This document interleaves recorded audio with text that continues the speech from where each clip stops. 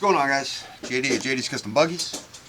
Want to take a few minutes just to kind of go over basics of carburetors. I'm not gonna get super in depth in any particular thing, but you never know because I tend to ramble on sometimes. We'll start with what we know. This is your basic PD24 CVK carb. This is what comes on stock on 100% of the 150cc GY6 buggies that we have. This isn't a stock carburetor. When I say stock, it's a stock replacement carb, but it's not one that came off the buggy.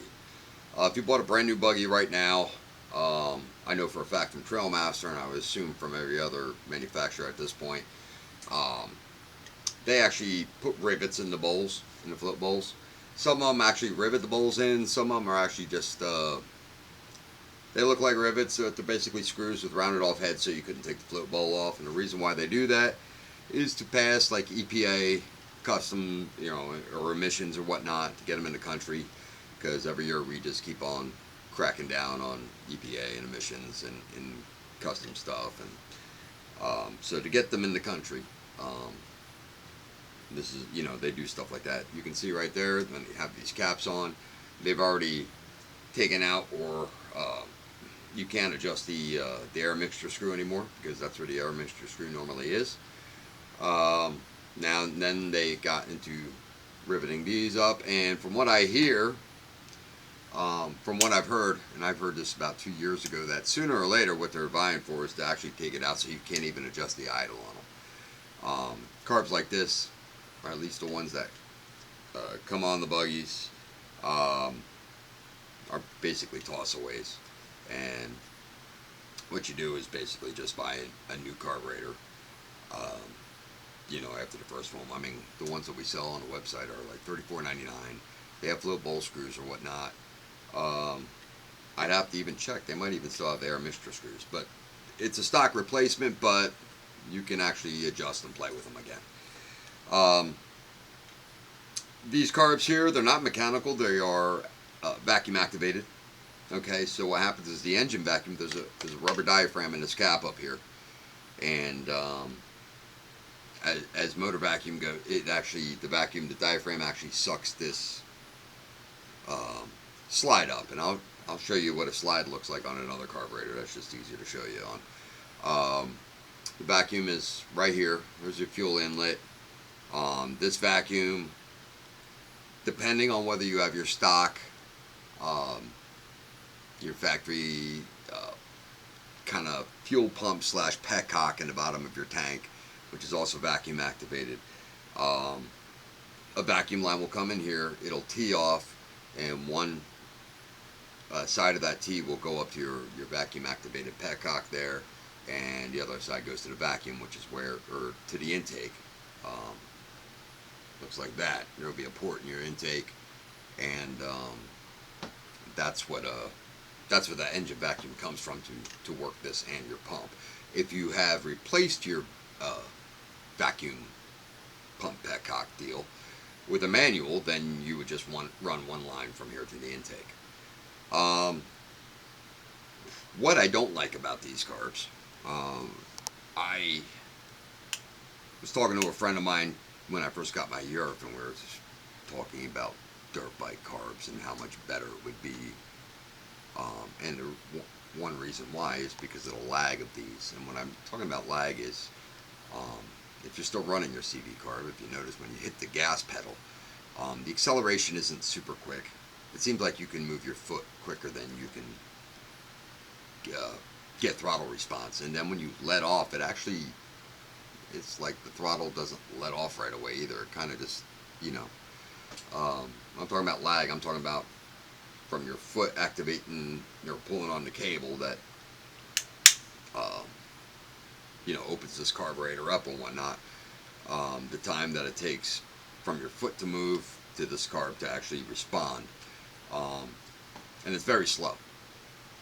The other thing I don't like about it is, the vacuum-wise, is that these can develop, you get a tear or something inside the carburetor, inside the diaphragm, or even somewhere. I've had ghosts in some of these where you would swear like Maybe it's just a casting or something cracked inside or whatnot. But you can get internal vacuum leaks in these, which will drive you crazy. I've had customers bring me, I just put a new vacuum, or I just put a new carburetor on it, and I spent a half hour looking for vacuum leaks, taking off the intake, checking the gasket, putting a new isolator bushing underneath the gasket, or underneath the intake, and no matter what I did, and it acted like I had a vacuum leak, and ended up being the brand new carburetor. So, I mean, and I'll be honest with you, out of, you know, as long as I've been doing this, when I was buying carburetors, I got a really good source of carburetors now. But for a while there, buying them from basically the manufacturers or whatnot who brings the buggies over, instead of like a place that actually sells good, decent parts, 1 out of 10, 2 out of 10 carburetors would be garbage right out of the box. Third and final thing I really don't like about these carburetors is this electric choke deal, or the enrichener, or whatever people want to call it. And be honest with you, I have no interest in wanting to know how this thing works. I know it's wired to a ballast resistor in the electrical system, but at this point, any opportunity I have to get rid of this, I do. Now, I've heard people say if you just unplug the choke and it's bypassed. I've heard people say if you unplug the choke, then the choke is on all the time. I don't know which way it runs. I don't understand the concept of how this works, nor do I really have an interest to. Sorry. But I have known instances where I have worked on buggies, put brand new carbs on, and worked on wiring or whatnot, and the ballast resistor, or whatever this is hooked to, has actually drained the battery down, literally to the point where the next day the battery's dead. Recharge the battery, start the machine, and then look for the drain. And when I unplugged the choke, the drain went away. I mean, we're talking about an old school like Crossfire with AC wired CDI. There should be no drain when the key's off. You know, I mean, there's really not a whole lot of electrics to that thing. There's nothing really that's hooked to DC that should be draining the battery, except apparently this guy. So, can't tell you the reason for that either. I just unplugged the damn thing, and it actually worked fine. So, not a big fan of these. Just, you know, if you're into wanting to squeeze the most juice out of your lemon, you get the most lemonade out of your lemon, this is not the carb you're going to do it with, okay? Not super reliable for me. It's just on the scale of what's good and it's not. It's in my book, if you have the gumption to get rid of it, you can get rid of it. Now, if you look on my website, gotbuggies.com, I've kind of cut my teeth on the whole slide carb deal. There's a throttle rod kit that we actually make in here that works. It's a bulletproof system that works really well. And I've kind of got my niche in just working with this carburetor here. Now, this is a used one. It's a little dirty. It's visual aid, so I'm not taking them out of the packages and whatnot. But this is a good, reliable carburetor. And what this is a Mikuni. Now, Mikuni, there's two main brands that have basically grown up in power sports with dirt bikes and ATVs and whatnot, and that would be Mikuni and Keen. All right, this CV carb is actually a copy of a design from Keen. I mean, Keen makes a carb like this. That's a real Keen. That's probably better quality. This is just a cheap copy of that. But that's a Keen design, and I'm sure Mikuni's got some. I know they do. They have some OEM ATV carburetors that are similar design too. They work on vacuum. And in fact, Mikuni actually makes a version of this carburetor also. This is the Mikuni VM26606. Okay. A similar carb was used on like the race bikes from the 80s, the old two-stroke like 80cc race bikes. This was the size carb that they used. Has a manual choke. There is a cable kit that you can get if you want to mount your cable or your choke up in a cockpit. But for the most part, when this is mounted, I can usually reach between the seats and pull the choke if I need to. But what's nice about these carburetors is they run so well. 90% of the time, I never have to use a choke. It just fires right up. It's a much more reliable carburetor. It's definitely a performance-oriented carburetor, and what's nice about it is a slide carb. There's no vacuum attached to this whatsoever. So Not only that, you can block off your intake. You don't need vacuum anymore. You can completely eliminate the vacuum on your bug. If you put a manual petcock on one of these, you can just block off the intake. So how this works is this. There's a cable that goes in the top hat here. Okay. There's a spring. And basically, it's just a mechanical slide carb. Everything's falling out of it. Give me a second here. There we go. So how this works is this. You install the cable through the hat. So it has to go through the hat, through the spring, down in this barrel, and there's a little slot in there to put the end of the cable. It takes a different cable than the CV carb. It takes a slide cable. And then this retainer goes in there, and this retainer does two jobs. Okay, it holds this needle down because this spring is going to get parked. The cable goes through that spring, so that cable holds that seat down, which holds this needle down. Okay. Now, some CVK carbs have a clip in there. You can adjust your needle.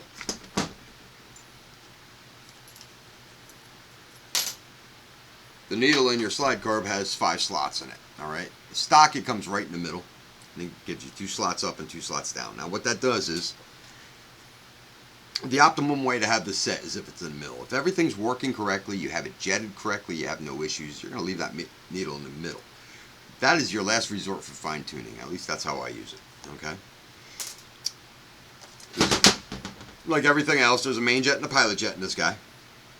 The main jets are hex shaped. The pilot jets are very small and they're round. First thing you want to do, if you ever think about installing this, is put your pilot jet in and get that dialed in. Because the main jet, you're really not going to tell until you're actually taking it for a wide open run or something. The air mixture screw is over here. Now, that should be about, from the factory, I believe it's like 1.5 turns out. You put your pilot jet in there, which, you know, they go in increments of 2.5. So they start out at 15, they go 17.5, 20, 22.5. It comes stock with a 22.5 and a 190 main jet. 22.5 is way too rich in most cases. So what I usually do if I'm tuning a carb for the first time, I'll slap a 15 right in it, go at the lowest spot. If I'm between 1.5 to 2.5 turns out on my air mixture screw, I know it's the right pilot jet. If I either have to screw it in more or screw it out, or you're usually not going to have to screw it in more, because when you screw it in, you're actually enriching it, you're making it richer. And when you're screwing it out, because it's on the air side, the intake side, as you're screwing it out, you're letting more air into the mixture, okay? If you have to keep screwing, if you have to screw in, you're richening it up, okay? If you have to screw out, you're leaning it out on the pilot circuit. So, as long as you're between the 1.5 to 2.5 turns out, that's the pilot jet you're going to need. Within that distance of the air mixture screw, you should be able to dial it in. Once you have that dialed in, now if you can't get it to go, then you jump to the next jet up. Maybe it wants a 17.5. Maybe that 15 is too lean for it. If you have a pretty good running motor, then it could be the case. Once you have that dialed up, newer buggies you can put neutral, and the older buggies you got to put the brakes on. But you want to blip that throttle. You don't want any hesitation. You know, in an idle position, blop, blop. I mean, you move your foot as fast as you can. But what you're looking to do is get rid of the hesitation. Now, let me back up. What's nice about these carburetors? Why are they so good? Well, because it's cable activated. As fast as you can move your foot, it's just like a dirt bike. As fast as you can twist your throttle, as fast as you can move your foot, this carburetor responds. So, as fast as you hit the gas with your foot, or let off the gas with your foot, that's how fast you will accelerate and decelerate. I love that. I want instantaneous response. I get very impatient if with the vacuum lag on a CV carb. Like I said, I'm not going to get into every aspect of tuning this yet. That'll be probably a different vid, and we'll just talk about maybe tuning a slide carb. But the throttle response is unrivaled. If you go search through my YouTube channel, I do have a throttle rod kit video in there, and where I actually run it, and you can see my hand push down on the gas pedal and hear the throttle and how fast the response is. You won't get that out of a stock carburetor. Thing is, once you go with this carburetor, it is larger. you're going to need to go with a bigger intake. This won't fit in your stock 24 millimeter intake, in which case you're going to bump up your intake. Now this is a 27 millimeter. I believe it's 27. It's not big enough to be a 30. This is a Nibby carburetor. I do sell a 30 millimeter version that's bigger than this also. The thing is that you have the hole from the intake now. You have this that slides on the carburetor. Okay. And now you've opened up the hole in your intake. Well, if you stick the stock isolator bushing in there, alright, and this is going to work best with a high performance head with a bigger intake port. But if you stick the stock one in there, you're closing the hole up. You're only as good as your weakest link. That's 24 millimeter. You know, it's made for the 24 millimeter carb. That's your stock isolator bushing. Now, some of you don't know what an isolator bushing does. Because of the O-rings that are in the bottom of the intake, this isolator bushing here keeps the O-rings from melting. And that's what they're there for. Okay?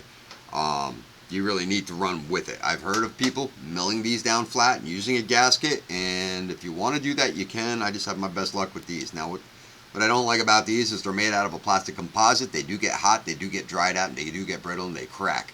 And if you're not looking for it, that could cause a vacuum leak and it will drive you crazy. You'll be looking at the lines forever and never find it. You got to take the intake off and check this out, okay? Now, there's couple ways you can do this. You can either, I have an old intake in a drawer. I put it in a vise, I bolt one of these to it, and I take my Dremel and I'll hog it out to the size of the intake I'm using, okay? That's one way to do it. By doing that, though, you are thinning out the material, and because it's a plastic composite, if the stock one is going to get hot and cracked, by taking the meat away from it, it's not going to last as long as the stock one would, because you've just taken a bunch of meat away from it. Alright, so it's going to be more prone to not last as long as the stock isolator bushing. We sell two sizes of these. That's an aluminum isolator bushing. Because it's aluminum, it dissipates the heat, so it's O-ring safe. And this one here is 27 millimeter. And we also have a 30 millimeter version. Okay. They're aluminum. You don't have to worry about them cracking. They are true. They do come with a gasket. Well, at least this one comes with a gasket, and because that's a big gasket. So that's the route I go with my setup, and what I'm trying to do is make it as reliable as possible.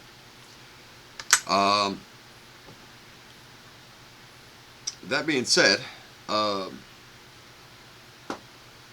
I said, you're only, as far as performance-wise, to put a big carb on like this, and put the intake on and spend that money, to not go the extra mile, and either, like I said, you can hog out your existing isolator bushing, or just go for the larger one. You're not getting all the performance you can. And remember, chain is only as strong as its weakest link. So, unfortunately, when you get into upgrading one thing, it usually leads up to upgrading a few things. You know, when people look at CDIs and coils, I say, well, if you're not going to buy them both together, it might not be worth it, because that CDI is only as good as that coil, and that coil is only going to be as good as the CDI.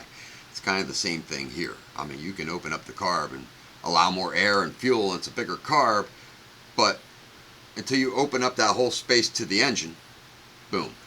So, I mean, you're only as good as your smallest opening in that path. So, it's something to consider there.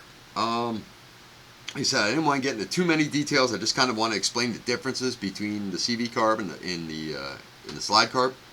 And I want to sit down and wrap my head around it and make some good notes, and really get into the nitty gritty of maybe tuning your slide carb if you have a slide carb, or if you're interested in getting one. So that being said, hit the subscribe button if you would. And if you need parts, scottbuggies.com. All of these parts here that we talked about, they are on the website. I will put links in the description. And y'all have a good night. Peace.